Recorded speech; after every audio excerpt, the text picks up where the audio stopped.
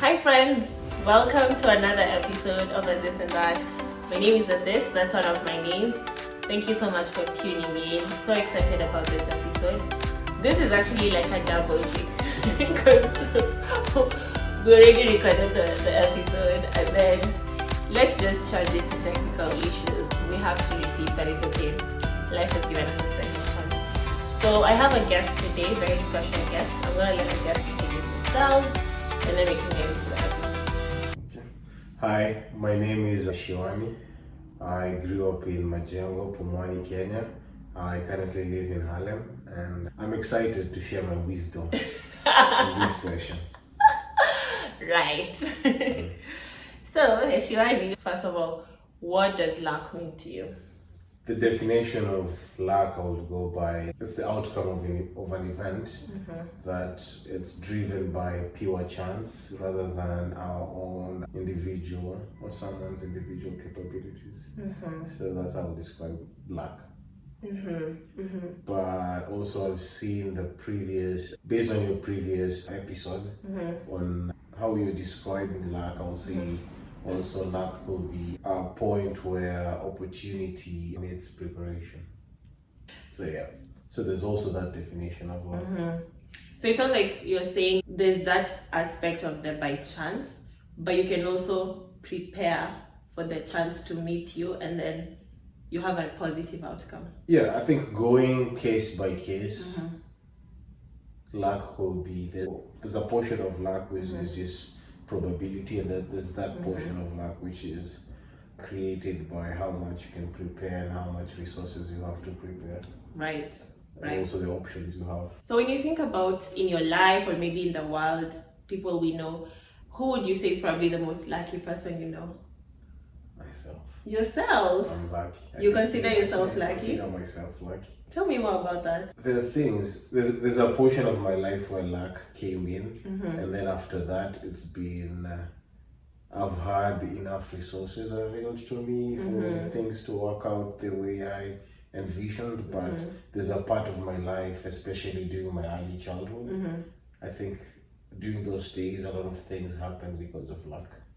So, okay, so you're saying that there was a part of your life where like luck struck, and since then things have been much better. Yeah. So before that, would you say that the period of life before that you were unlucky?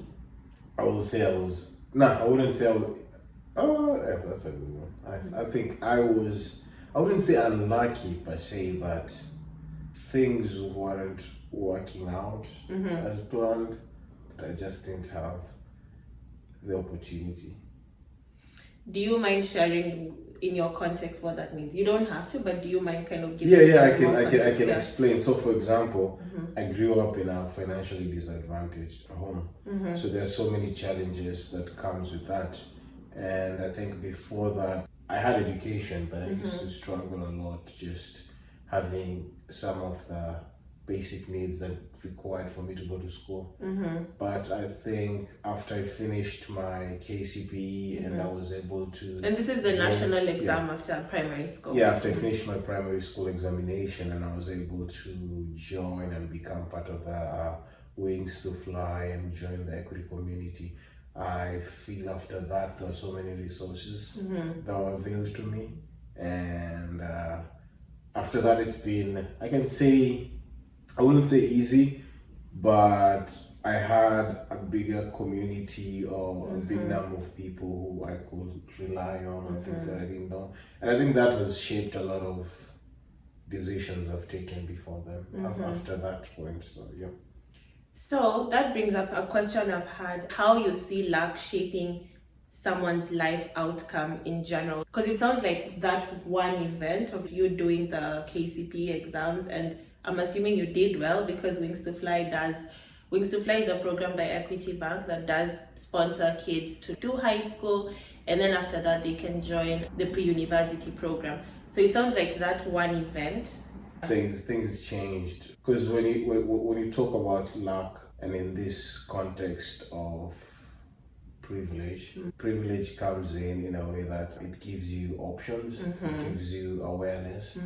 So I think those are two major things that can help you drive yourself forward, especially as a young person trying to figure out things. So I think stepping into the equity family, we had like mentors, it was like financial help when you're in school. So there are so many things that were availed to support us through high school, through college, until now the community is still there. So at that point, I feel like that is a sort of a privilege that I received after that, that has driven me forward. And if I'm reading it correctly, it's like the privilege there is the access to information, to resources, to mentorship, and all of that. So there are some people who say, like, it's not really luck because you did work hard, right? You worked hard for that opportunity. You worked hard in KCPE. You did well, and it's your hard work that has paid off. How would you think about that? I mean, first of all, going back to my initial point, it's there's also some point of preparation. So you also, for luck to work, you also need to play your individual role in it. So you can't just depend on luck. There's a way, there's an amount of effort you need to put in forward. So I wouldn't discount my personal effort as well, coming up to that point. I see. But then my pushback to that is it that certain people have to put that individual effort and certain people don't? Because you said you came from a financially disadvantaged home, then you knew, I have to do LKCP. It's a big thing. Your future ECG education is the key to success. We used to hear that all the time. Like, if you were born in like a wealthy family, what if, like, maybe you would have had a different outlook, and then in that case you're just born lucky. Nikama, you've just been born into abundance. So people still work hard, but there are less stakes, I guess. I think privilege in terms of like an economical standpoint, it comes with stability.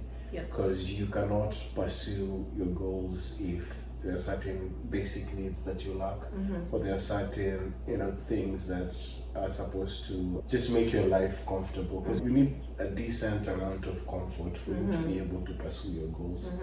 And when someone comes off, we can say, from an advantaged family, there are so many things that play in to boost them, because one is they have options. Option is one of the biggest things that you need in your life, because if you have different options, then it opens up room for you to explore different things rather than just relying on one certain thing. And then the second thing is it gives you the peace of mind.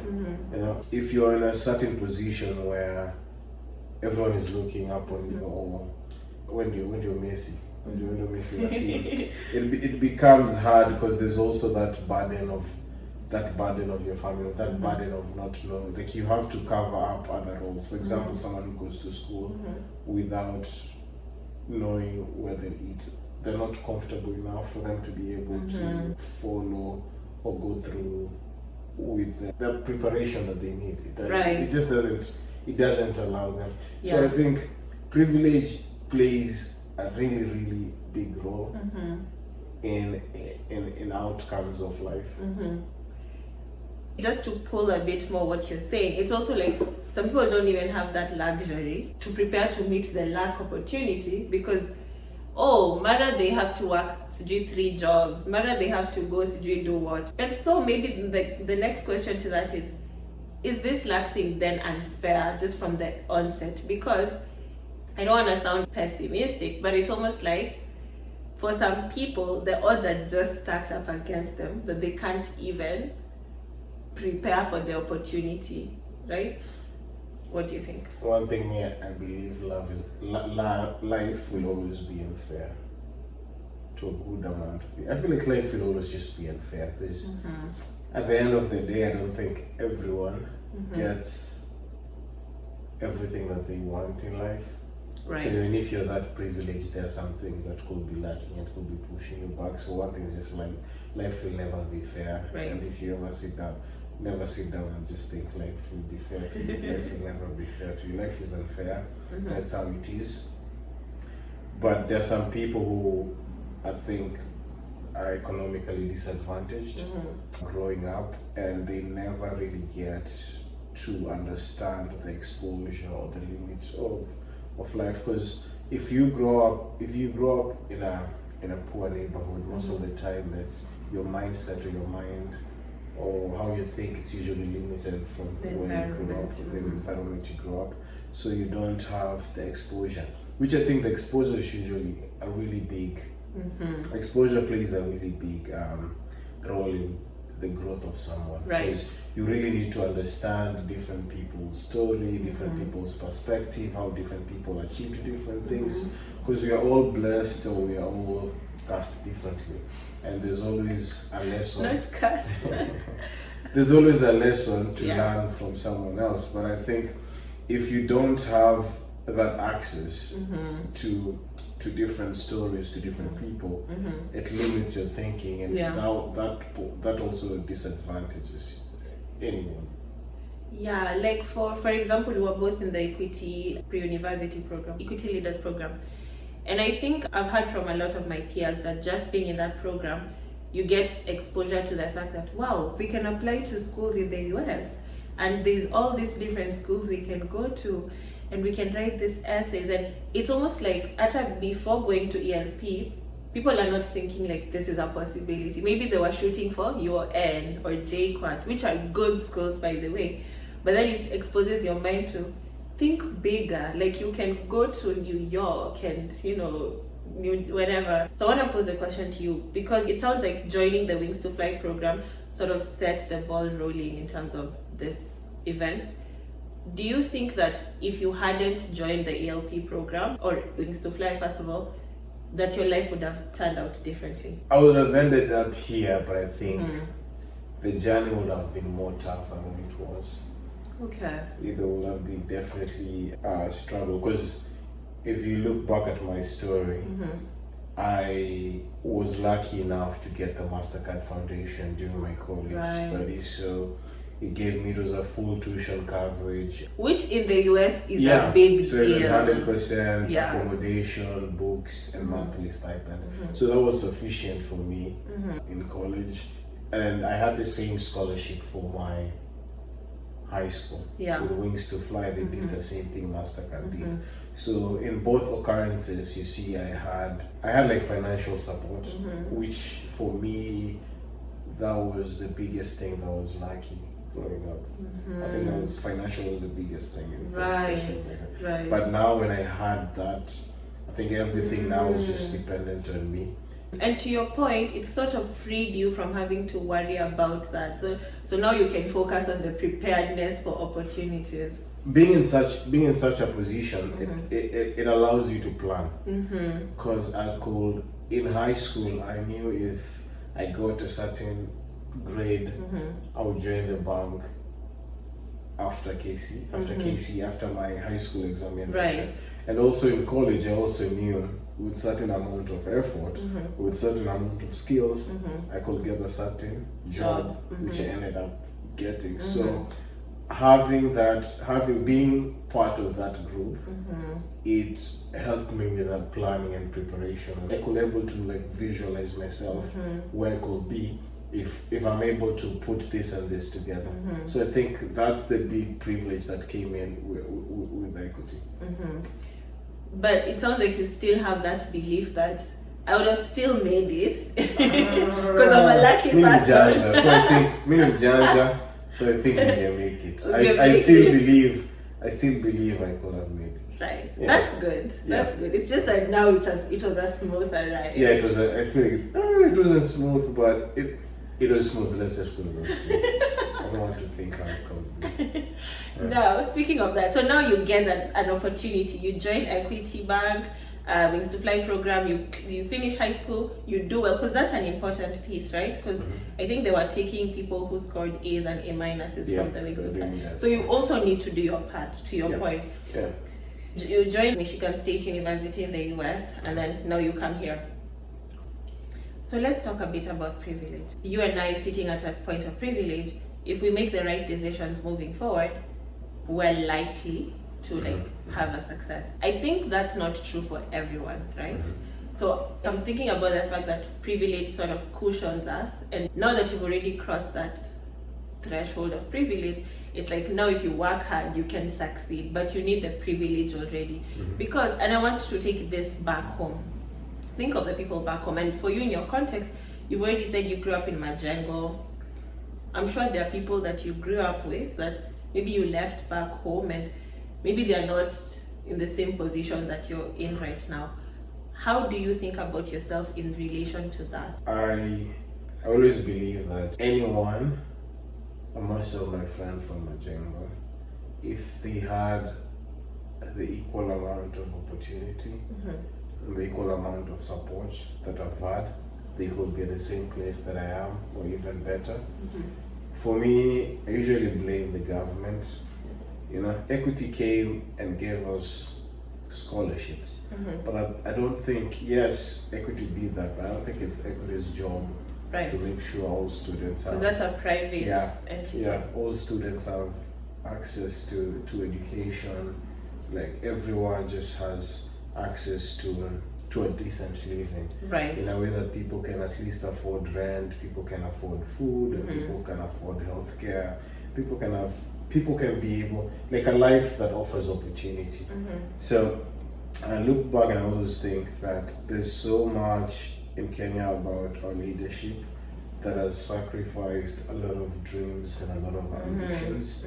So I usually get sad looking back, because I don't think my friends do make bad decisions. I just think the way the life is shaped around in Majengo is that bad decision is sometimes the only options for people because that's what they know. Because that's what they know, and that's what they have, or that's what has been unveiled to them. So there's a lot of work that needs to be done addressing the way like our society structure and how much opportunities are equally offered to everyone, because I think at least every kid deserves an equal opportunity or an equal shot to life. So yeah, that saddens me about Majengo. There's a prejudice that comes with growing up poor, especially growing up in a slum. Yes. An area where there's like high crime and high usage of drugs. There's like a prejudice that comes out of that, and most people usually think the people who come from such communities are just reckless, or they're more inclined in making bad decisions.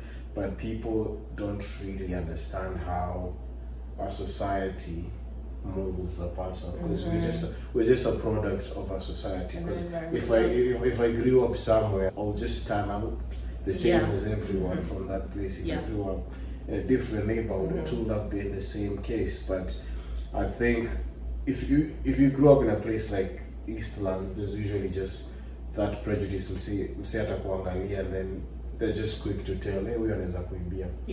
First of all, and people, and I think that mindset also limits how resources, especially when it comes to education, how much people are willing to invest in such a neighbor. So there's usually a limit of resources msewa Majengo atapata. And kwanza in Kenya, young men from slums, as you said, even from an appearance, like mtu akiwa tu na dready or something, it's already like, oh, ni mwizi. Even kuongea sheng. I think now it's becoming like, it's becoming trendy, speaking sheng, and a lot of people are accepting it. But I think back then it was ukiongea sheng mbele ya mtu, it usually, it brought a sense of a certain, like a weird feeling towards people that you couldn't just openly speak sheng, and people would just mistake you for someone if you speak sheng. And even sometimes, I think even just being killed, extrajudicial killings by police, so even you don't even have a chance really to succeed because your life is cut short. And I think that those prejudices, like I remember in primary school, my primary school was near a slum called Soweto. That's in Kayole. Yeah, exactly, Karibu na Kayole. And there were some kids who would come from those slums, and the teachers in our school were very like vigilant and looking down on them. And I remember this boy, the teacher would always tell him, you're not going to amount to anything, you're a failure, you're this. So that, I think, being so young, so you're 9, 10, 11, hearing that from the authority figure that you have, which is a teacher, it cuts your dreams short. So it's not, even from a young age, how the prejudices just affect someone and they can't dream bigger because they've already been told nothing. And so I'm wondering, in your context, it seemed you just had that drive. Did you receive support maybe from your family, from your teachers? Because I think also the figures we have in our lives can really impact that lack or preparedness. One, I'll say my mom. Like, my mom is no nonsense, like straight discipline. She strictly has a way of life, and as long as you're living in a house, you have to obey. Like, you have to obey. And then two, I'll say my teachers.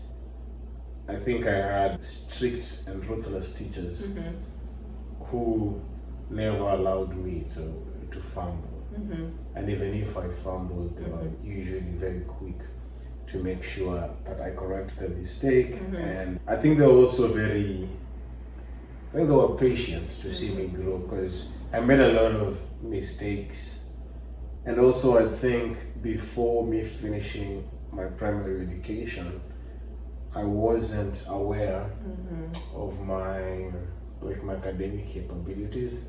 I just used to go to school because everyone has to go to school. Yeah. But it took a while, and it took a lot of nurturing for me to become just aware that, okay, education is useful.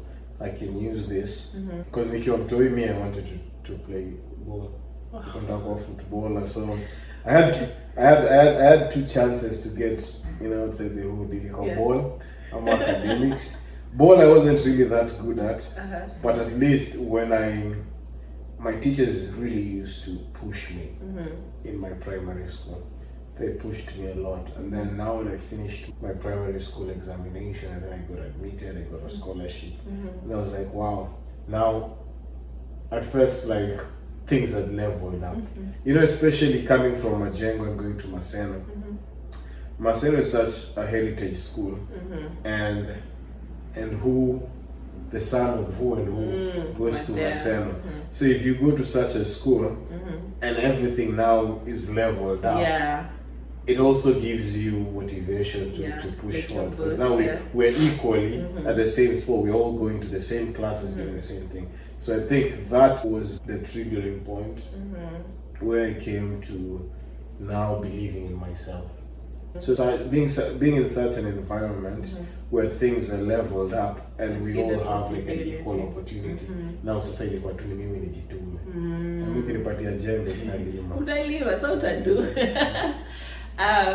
But what I'm gathering is that it seems like even us as privileged people, or people who have some sort of influence, like the way you're saying your teachers, your mom, they really pushed you, and then when you got to that place where you're with the elite, now you're like, I can do this also. Even as individuals, we have a responsibility, or we can do something to influence someone's outcome or someone's lack, right? So how do you see your responsibility in terms of influencing other people's luck in your community, whether it's here or back home in Majengo? I think one thing, I like reading. I like reading mostly like memoirs. The thing about memoirs, it's people just sharing their stories. Yeah. And I think the simplest way for people to motivate people is just simply sharing their stories, both their success and their failures. Yeah, I agree. So I'm usually very open in sharing my stories on how I did something, whether I got it or not. I'll always be ready to share the story, because that's how you learn. I think I've told you this before, like, me and you can go through the same experience, but we won't experience it the same way. It's going to be very different. So if we are able to speak up, just share, share with one person, the second person, be vocal about it. Be vocal about your success and your failures equally, because there's someone else who is doing what you did and is doing it the wrong way.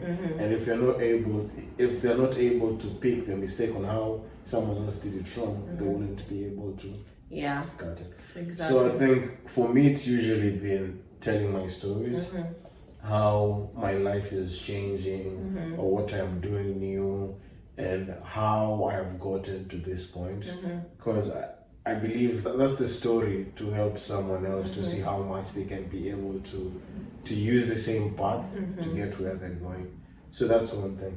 How else have I been doing? One thing is, if you have money, donate. Right. There's no, I think one reason in Kenya, especially in terms of education, we're not growing is we don't have enough people who are donating money to education, because I think education is one thing which needs funding, not only from the government, from everyone. Yeah. If you look at a country like US, you'll see the best schools in the US are funded by donations. Private donors, Private donors. So I think if people in Kenya can be motivated or passionate about education in the same way to give back and teach people going back and back, I think that would be really important. I can call out one other way I think you kind of contribute by kind of increasing someone's luck. So Eshiwani here, he's a community maker. He actually loves to create community and bringing people together. So I think even for us here who are living in the New York area, and I think in other cities as well, we've started this initiative.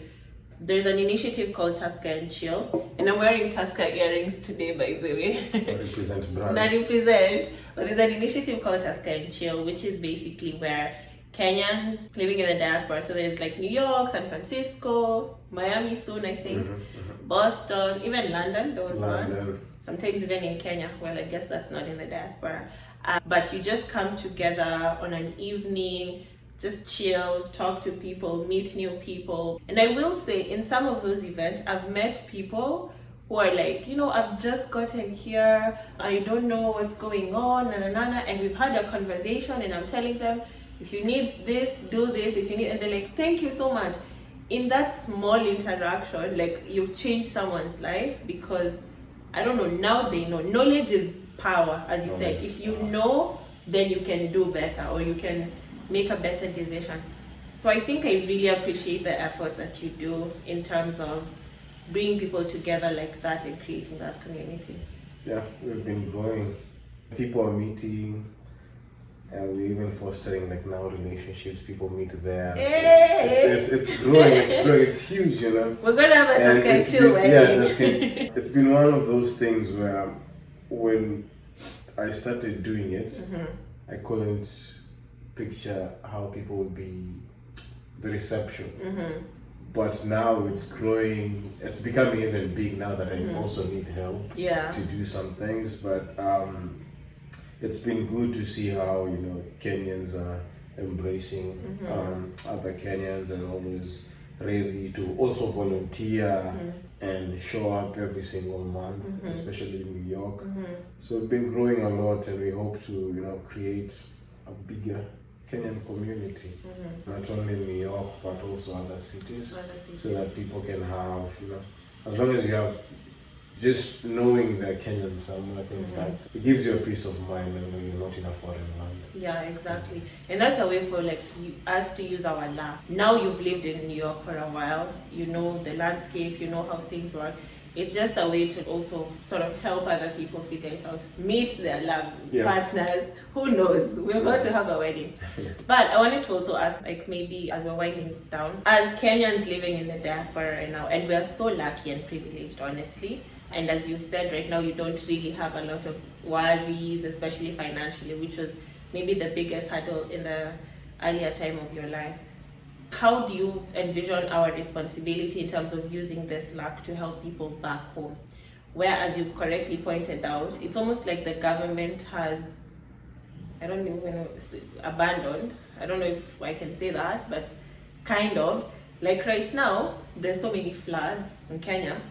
People have actually died, and it's almost like community members are the ones helping each other. The government is just sending thoughts and prayers. So how would you envision maybe your role in terms of giving back to home? One, I think a country is built by the people. And the people who mostly do it is the leaders. And I think previously we've had good leaders, but we haven't had a lot of good leaders. Yes. Because you need numbers to make change. So I think while now, as we grow up, we need to think how much we're able to create an impact. And it shouldn't be on a large scale. Impact can be just made from my local area, like Majengo peke yake. That could be my area of focus. But now that I work in finance, I should just think of my impact on finance. I think if we have that mindset of we all have an area of focus to think, like as you move forward up the ladder career-wise and also as you mature as a human being, as how much influence at least can you bring. I think most people, their passion for change ends when you start magnifying like how much you can change. You say Africa, or you start saying Kenya. Kenya is so huge, and there's a lot of moving pieces, and different which makes it very much impossible to just say we can see change at once. But we all have a certain level of influence that we can create in our small communities. The same way that we are doing here. I think we should also we should embrace the small scale goals. Pick areas which we think we can be able to create impact and focus on those small areas. If you think you can create communities and bring people together, that's fine.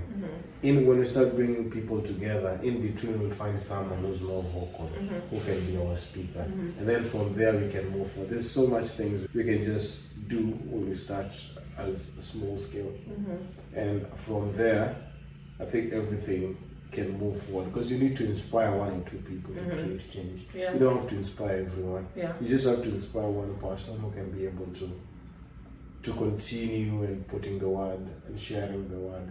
So I think for me and you and for everyone else back at home, young people, I think it just starts with us creating the normal change, for us to be disciplined with the small things that we do. Yeah, charity begins at home. So the same change that it begins with our small area. So there's always, if you always believe that your life is yours, but it's also for others, and you have that responsibility to do good, not just for yourself, but also for others, so that you can keep the values, the right values, and the right way of life, so that you can be able to make other people's life less hard. So I think that should be the way forward. I like it. A more communal approach rather than individualism. I like it. Well, thank you so much, Eshiwani, for being a guest. Really enjoyed getting the wisdom as you promised us at the beginning. I'm oozing wisdom. You're oozing wisdom. I'm ready